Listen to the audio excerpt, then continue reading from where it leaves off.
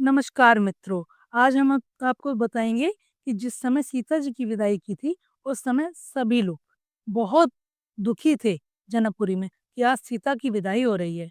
तो सखियों ने बहुत अनुनय विनय करके राम जी से कहा और रुक जाइए 2-3 दिन, लेकिन वो नहीं माने।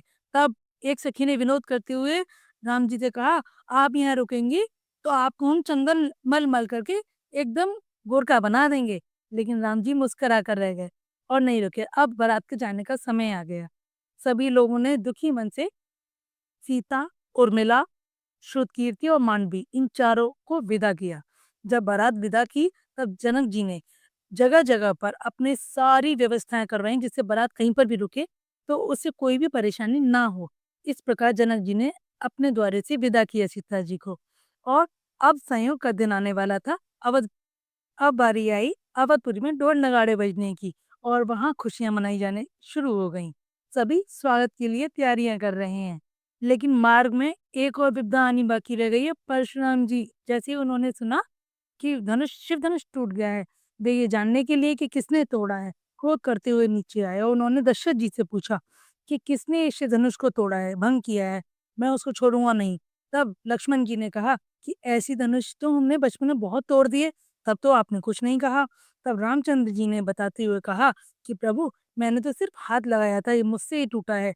राम जी के इस विनम्र भाव को सुनकर के परशुराम जी ने अपने मन में विचार किया कि अगर इन्होंने शिव धनुष तोड़ा है तो उनके पास एक और धनुष था। उन्होंने कहा अगर इस पर प्रत्यंचा चढ़ा देंगे तो मैं समझ जाऊंगा कि ये राम जी हैं जिन्होंने अवतार ले लिया है। फिर उन्होंने अपने धनुष को दिया और उस पर रामचंद्र जी ने प्रत्यंचा चढ़ा दी। तब उन्होंने जानकर बहुत प्रसन्नता हुई, उन्होंने रामचंद्र जी को प्रणाम किया और आशीर्वाद भी दिया सभी को और चले गए।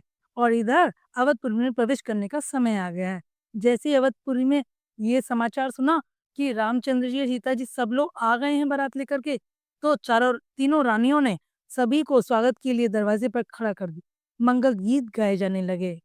ऐसा कहा जाता है कि रामचंद्र जी के विवाह के बाद जिस समय वे अयोध्या में वापस आए थे, ऐसी 5 चौपाइयाँ हैं रामचरितमानस की, जिन्हें आप अगर रोज़ घर में सुनेंगे, तो घर की सारी विपत्तियों का नाश हो जाएगा और घर में मंगल कार्य शुरू हो जाते हैं। तभी तो कहा जाता है, जिस दिन से हरि ब्याहन आए, नवनीत मंगल मोद बधाए। और सारे अवधपुरी में मंगलमय वातावरण छा गया। सभी बहुत प्रसन्न थे। सभी ने चारों पालकियों का स्वागत किया। कौशल्या मैया तो सीता जी को देखती ही रह गईं। इतनी कोमल कन्या है। ऐसा कहा जाता है कि उन्होंने तो गोद में ले लिया था अपनी बहू को। चलिए, अब चलते हैं मुँह दिखाई की रस्म शुरू हुई। सभी ने अपने-अपने हिसाब से बहुत अच्छे-अच्छे उपहार बहुओं को भेंट किए। लेकिन तीनों माताओं ने क्या दिया? यह सुनते हैं। कौशल्या माता ने अपने पुत्र राम का हाथ लेकर सीता जी के हाथ में थमाते हुए कहा कि आज से मेरा राम तुम्हारा होगा। आज से मैंने अपने पुत्र को तुम्हें दे दिया है। जानकी, इसका ध्यान रखना। इसी प्रकार सुमित्रा माता ने अपने पुत्र लक्ष्मण से कहा कि लक्ष्मण, आज से मैं तुम्हारी माता नहीं हूँ, बल्कि जानकी और राम यही तुम्हारे माता-पिता हैं। कैकेयी मैया ने उन्हें अपना भवन, जो कि कनक भवन के नाम से है, वह उपहार स्वरूप भेंट किया, जो कि दशरथ जी ने खास तौर पर कैकेयी माता की सुविधा के लिए बनवाया था। लेकिन आज कैकेयी मैया ने उसे उपहार स्वरूप भेंट किया सीता और राम जी को। तब से ही सीताराम जी कनक भवन में विराजते हैं। अब तो मंगल घड़ियां आ गईं, चारों तरफ मंगल गीत गाए जाने लगे। यह मंगल बेला कई महीनों तक चली।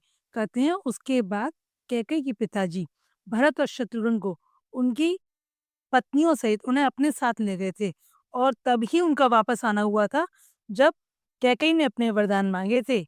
इस प्रकार राम जी का विवाह सुखपूर्वक पूर्ण हुआ। अब हम कल से सुनेंगे आगे की कथा। वीडियो अच्छी लगे तो लाइक एंड सब्सक्राइब जरूर करें।